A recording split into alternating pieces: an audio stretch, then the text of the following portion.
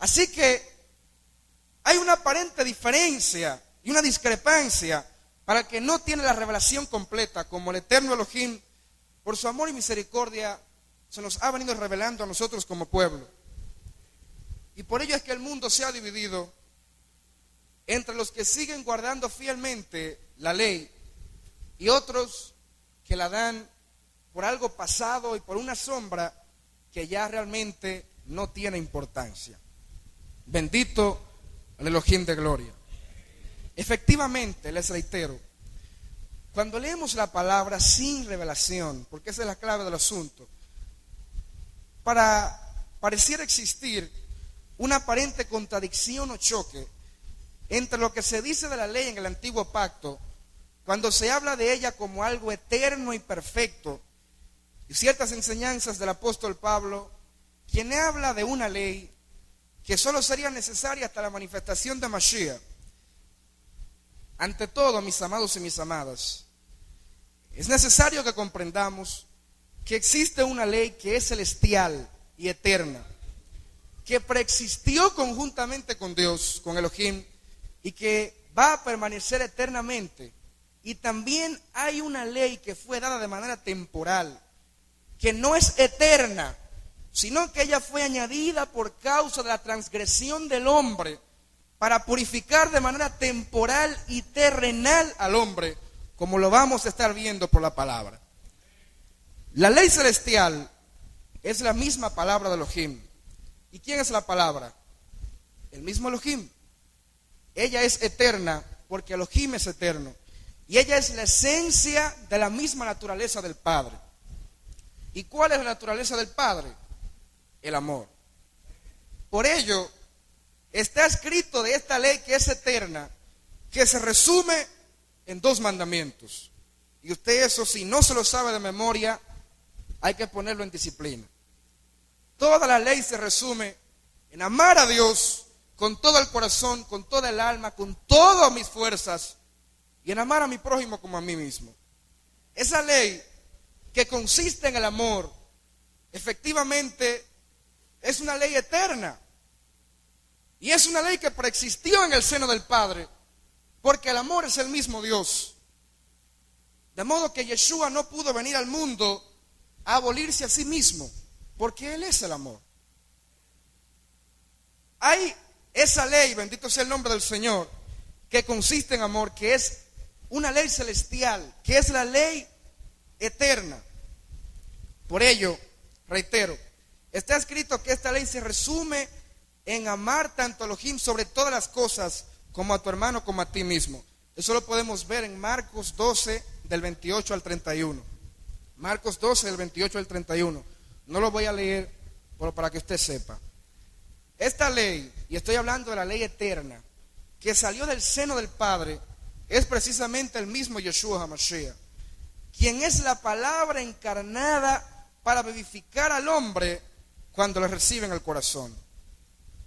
Vamos a estar leyendo en el Salmo 111, versículos 7 y 8. Y me voy a tomar, mis amados, mi tiempo para tratar de dar a entender ciertas cosas, porque realmente es fundamental que manejemos este tema, por razones que más adelante les voy a estar compartiendo. El Salmo 111, versículos del 7 al 8, amén, dice así: las obras de sus manos son verdad y juicio, fieles son todos sus mandamientos, afirmados eternamente y para siempre, hechos en verdad y en rectitud. Vámonos de inmediato al Salmo 119, al versículo 89.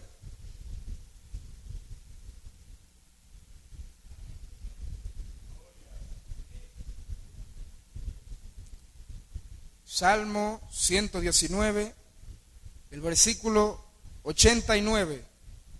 Amén. Dice así: para siempre, oh Yahweh, permanece tu palabra en los cielos. De manera que hay una palabra que es celestial y eterna, ella permanece para siempre en el cielo, porque ella estuvo en el principio y eternamente, porque ella es celestial. Ella viene de allá arriba. Bendito sea el nombre del Señor.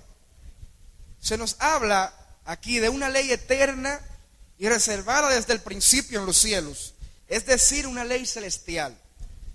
De esta ley es que el mismo Mashiach, como usted y yo sabemos también, afirmó en Mateo capítulo 5 del 17 al 18, que Él no vino ni a abrogarla ni a quitarla, sino a que ella permaneciera para siempre.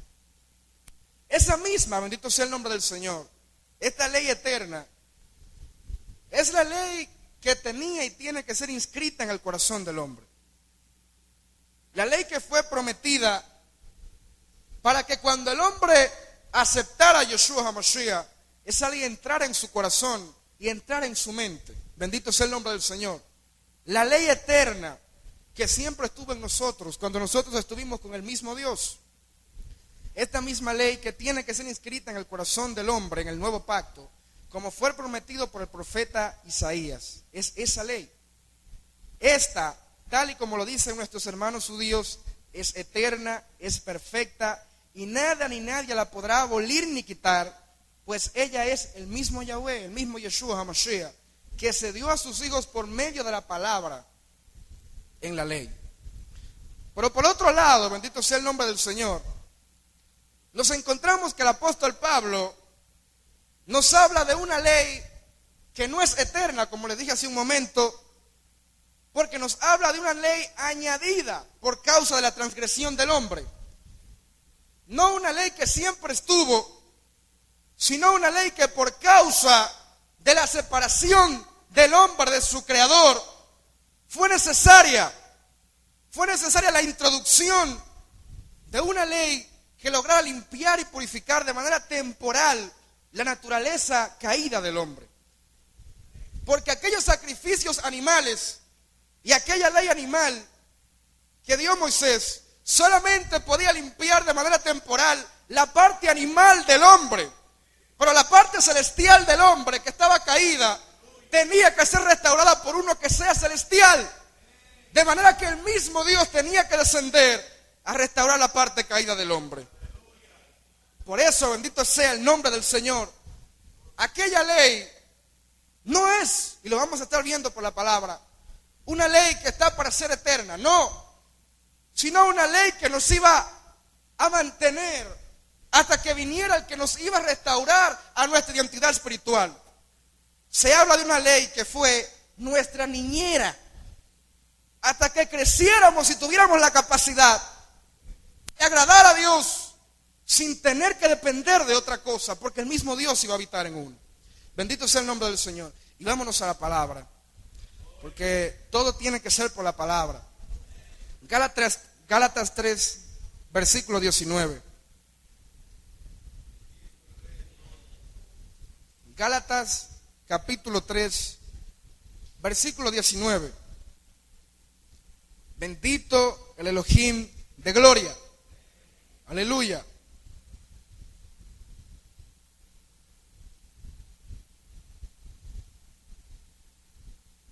Amén.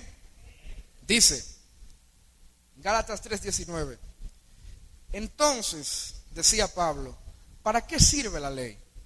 Fue añadida a causa de las transgresiones, hasta que viniera la simiente a quien fue hecha la promesa, y fue ordenada por medio de ángeles en mano de un mediador. Vuelvo a leer para que usted asimile. Entonces, ¿para qué sirve la ley? Fue añadida, o sea que antes no era, tuvo un principio, a causa de las transgresiones, y hasta que viniese la simiente, o sea que estaba predestinada a tener un final, hasta que llegara esa simiente a quien le fueron hechas las promesas. Bendito sea el nombre del Señor. Y es que, mis amados y amadas, la ley ritual dada por Elohim a Israel por medio de Moisés, es decir, la forma por medio de la cual el pueblo se acercaba a Dios en el antiguo pacto, solo tenía efectividad sobre la materia. Todo lo que se hacía en el antiguo pacto, todo, absolutamente todo, era solamente para la parte de aquí afuera. Lo de allá adentro no era afectado. Bendito sea el nombre del Señor. Yo pienso que vamos captando. Amén. Bendito sea el nombre del Señor. Todos los sacrificios, las expiaciones, todo el culto, todo lo que se hacía por la ley mosaica antigua era puramente para la materia caída. El espíritu del hombre no era limpiado ni restaurado con tales ofrendas ni con tales sacrificios. Mientras el hombre estaba unido a Dios, bendito sea el nombre del Señor, lo natural en el hombre era el agradar a Dios. Eso era la naturaleza del hombre. El hombre no tenía otra cosa fuera de agradar a Dios. Reitero, mientras el hombre estaba unido a Dios antes de la transgresión, lo natural en el hombre era agradar a Dios. ¿Por qué? Porque la ley de Dios estaba inscrita en su corazón y en su mente. Desde el principio, cuando el hombre fue creado, el hombre agradaba a Dios en todo cuanto hacía, cuanto hablaba, cuanto pensaba.